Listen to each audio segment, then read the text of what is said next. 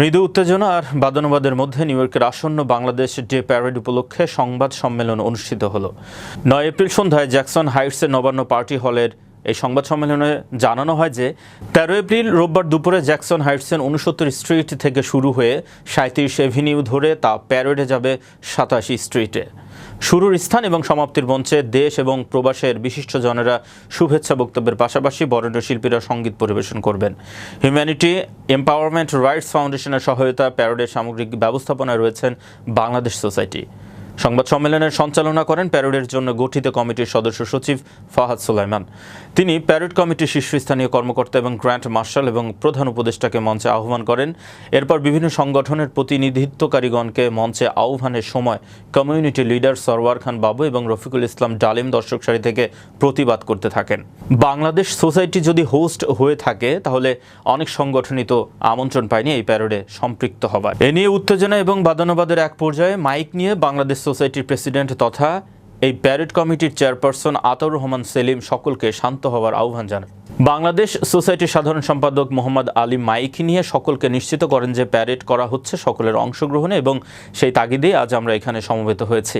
এক পর্যায়ে সকলে শান্ত হন এবং আবারও প্যারেড কমিটির চেয়ারপারসন আতাউর রহমান সেলিম সামগ্রিক প্রস্তুতি এবং বিপুল উপস্থিতি দিয়ে বাংলাদেশ ডে প্যারেডকে সাফল্যমণ্ডিত করার জন্য সকলের প্রতি উদাত্ত আহ্বান জানান। সেলিম উল্লেখ করেন, এই আয়োজনটি আমাদের জন্য প্রথম, তাই ভুল ত্রুটি হতেই পারে। তা সংশোধনের দায়িত্ব আমাদের সকলের। সবসময় আমরা সহায়তা চাইছি সুন্দর একটি প্যারেড আয়োজনের জন্য। টানটান উত্তেজনার মধ্যে প্যারেডের প্রধান উপদেষ্টা এবং বিএনপির কেন্দ্রীয় কমিটির অন্যতম সদস্য গিয়াসউদ্দিন আহমেদ বলেন, বহুজাতিক এই সমাজে নিজেদের দৃঢ় অবস্থানের জানান দিয়ে মূল ধারা থেকে অধিকার এবং মর্যাদা আদায়ের পথ সুগম করার ক্ষেত্রে বিপুল অংশগ্রহণে একটি প্যারেডের গুরুত্ব অপরিসীম। এ সময় প্যারেডের প্রস্তুতির আলোকে সর্বস্তরের প্রবাসীর সাপোর্ট কামনা করে বক্তব্য দিয়েছেন গ্র্যান্ড মার্শাল শাহনেওয়াজ, সাংগঠনিক সম্পাদক ফেমড Rocky, co chairman Nurul Azim, Kazi Azam Ahsan Habib, Jahangir Sarwardi, chief management director J Molla Sunny, Fakhrul Islam Delwar, Majeda A Uddin প্রমুখ।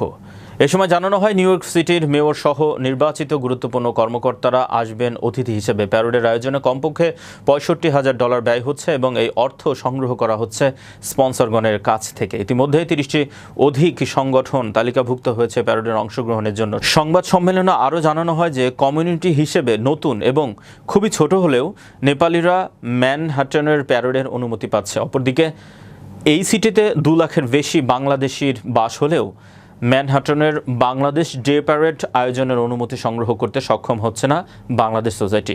এই সংকট কাটিয়ে উঠতে দরকার যোগ্যতা সম্পন্ন ব্যক্তিবর্গকে নেতৃত্বের অধিষ্ঠিত করা, এমন মন্তব্য অনেকের। সেক্ষেত্রে আমরা সকলকে আহ্বান জানাবো আমাদের সেই ইভেন্টটাকে যেন আমরা বা কোনোভাবে বিতর্কিত না করি। আমাদের স্যাক্রিফাইস করতে হবে। আমি শাহ শহীদুল হককে ধন্যবাদ জানাই যে তিনিও আমাদের সাথে আছেন। তিনি গত বছর করেছিলেন, আমরা সম্মিলিতভাবেই করেছি। তারপর উদ্যোগটা নিয়েছিল শাহ শহীদ।